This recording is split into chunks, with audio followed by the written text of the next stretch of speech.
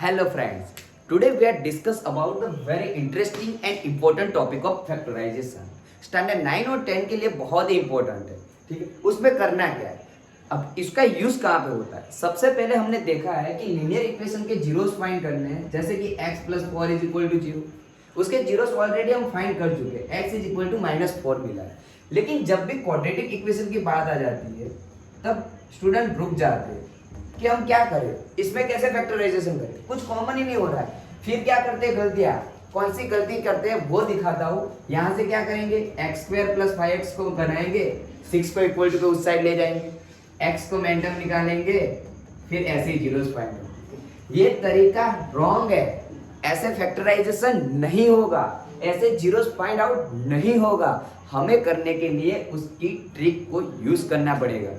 सबसे पहले हम वो काम करेंगे, क्वाड्रेटिक इक्वेशन की स्टैंडर्ड फॉर्मूला है उसके साथ इस इक्वेशन को कंपेयर करेंगे। किसके साथ कंपेयर करेंगे, क्वाड्रेटिक इक्वेशन की स्टैंडर्ड फॉर्मूला। वहीं से हमें मिलेंगे coefficient, a is equal to 1, b is equal to 5, c is equal to 6। ये नंबर मिल जाएंगे। उसके बाद हम a और c का क्या करेंगे, मल्टीप्लिकेशन, 1 मल्टीप्लाई बाय 6, डन। ये मल्टीप्लाई करेंगे, मल्टीप्लाई करने से क्या होगा, अब हमें उसके फैक्टर निकालने हैं। फैक्टर निकालना तो I hope all students understand, अच्छे से जानते हो, मेरे से अच्छे से आप लोग जानते हो फैक्टराइजेशन कैसे किया जाता है। फैक्टराइजेशन करने के बाद आपको मेरा रूल्स को फॉलो करना है कि उसका यूज, उसका अप्लाई कैसे किया जाता है। सबसे पहले आपको ध्यान में रखना है कि constant number means last term के आगे अगर पॉजिटिव साइन है, लास्ट टर्म के आगे अगर पॉजिटिव साइन है तो मिडल वाली टर्म की जो भी साइन है, अगर माइनस होगा तो माइनस, प्लस होगा तो प्लस, मिडल वाली साइन दोनों फैक्टरों को लगाना है। दोनों फैक्टरों को लगाने से हमारा आंसर क्या आना चाहिए, 5। तो यहाँ पे इन दोनों का प्लस प्लस 7 प्लस प्लस 5 आ गया। यस, हमें जो चाहिए था वो मिल गया। हमें इनके क्या करने, पार्ट्स करने, डिवाइड करने, क्योंकि जैसे यहाँ पे 2 टर्म थे तो हम कुछ कर पाएंगे, लेकिन यहाँ पे तो 3 टर्म है ना, हम किसी की दो की पेयर बना सकते हैं। तो दो की पेयर बनाने के लिए हमें इसको स्प्लिट करना है। स्प्लिट करने के लिए आपको मेरे रूल्स को फॉलो करना पड़ेगा, ठीक है। तो उसको फॉलो ऐसे होगा। अब हमें क्या करना है कि 5x की जगह लिखना है 3x plus 2x plus 6 is equal to 0। अब देखना है इधर मेरे दोस्तों, यहाँ पे दो की पेयर बन रही है। दो की पेयर में से x को मैंटम निकाल रहा हूं तो मिलेगा x प्लस 3, 2 को कॉमन निकाल रहा हूं दूसरे ब्रैकेट में मिलेगा x प्लस 3। दोनों में से x प्लस 3 कॉमन निकालूंगा तो यहाँ पे रिमेनिंग होगा x और यहाँ पे होगा प्लस 2। हो गए। अब तो आसान है, उसका ये फैक्टराइजेशन खत्म हो चुका है, फैक्टराइजेशन हो गया। फैक्टर निकालने थे, मिल गए। अगर क्वाड्रेटिक इक्वेशन हो गए 2 फैक्टर मिलेंगे, क्यूबिक हो गए 3 मिलेंगे, पॉलिनोमियल होगा बहुत ज्यादा मिलेंगे आपको फैक्टराइजेशन। तो ये चीज है सबसे आसान, इजी बनाने के लिए मैं आपके साथ हूँ। अगर आपको मेरा वीडियो अच्छा लग रहा है तो कमेंट बॉक्स में बताना कंपलसरी, ठीक है, बताना ही पड़ेगा आपको। डन, ये समझ में आ गया। अगर माइनस होता है तो क्या होगा, अगर माइनस होता है तो क्या चेंजेस होगा, इस मेथड अगर समझ में ना आए तो उसकी दूसरी भी मेथड है मेरे पास, सेम आंसर लेके आऊंगा, लेकिन उसके लिए आपको कमेंट बॉक्स में डालना पड़ेगा कि सर सेकंड मेथड लेके आइए आप, ठीक है। अगर यहाँ पे माइनस होगा तो क्या होगा, कांस्टेंट नंबर के आगे माइनस होगा तब क्या होगा, तो वो 2 तरीके देखते हैं। इसको हटा लेता हूं, शायद आप लोगों ने लिख लिया होगा।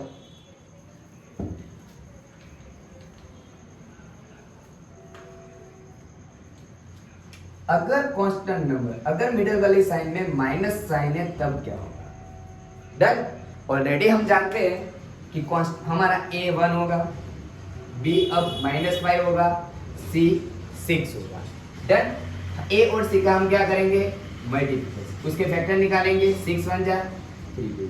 ये सारे काम हमें रफ में करने हैं, उसका इंपॉर्टेंट नहीं है हमारे लिए, इसको हम रफ में करेंगे।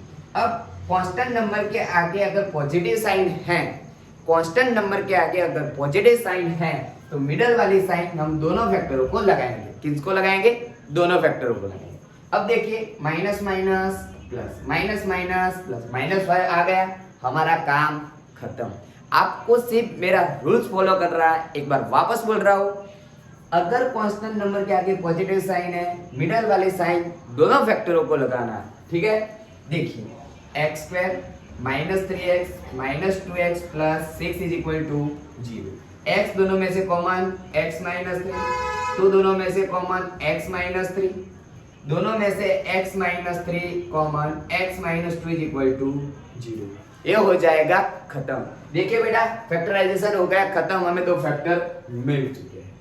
ऐसे फैक्टराइजेशन किया जाता है। फैक्टराइजेशन करने के बाद हम उनके जीरोस फाइंड कर सकते हैं, बहुत कुछ कर सकते हैं, लेकिन सबसे पहले फैक्टराइजेशन आना बहुत ही इंपॉर्टेंट एंड वेरी यूजफुल चीज है।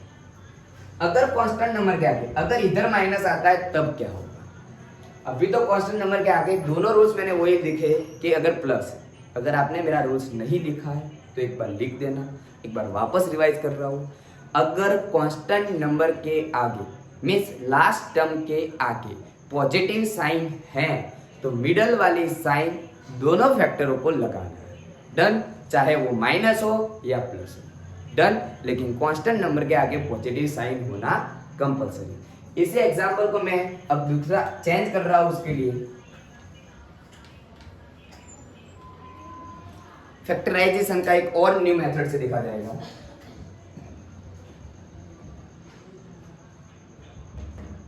कोएफिशिएंट लिखे जाएंगे, क्वाड्रेटिक इक्वेशन के स्टैंडर्ड फॉर्मूले के साथ उसको कंपेयर किया जाएगा।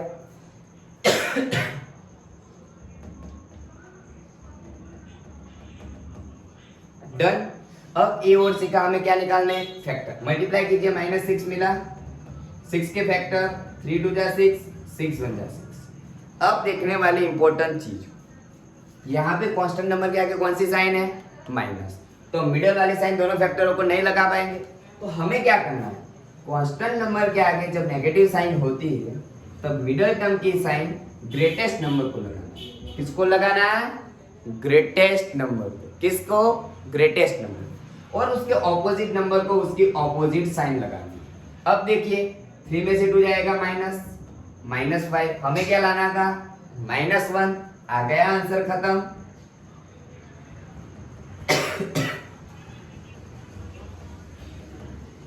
x कॉमन,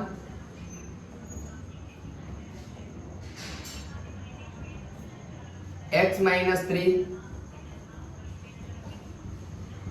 अगर आपका एनालिसिस सही है तो मैं आपको बता दूं कि यहाँ पे जब भी दो मिलते हैं ब्रैकेट, अगर आपका आंसर सही है तो ये दोनों सेम आने चाहिए। कैसे आने चाहिए? सेम।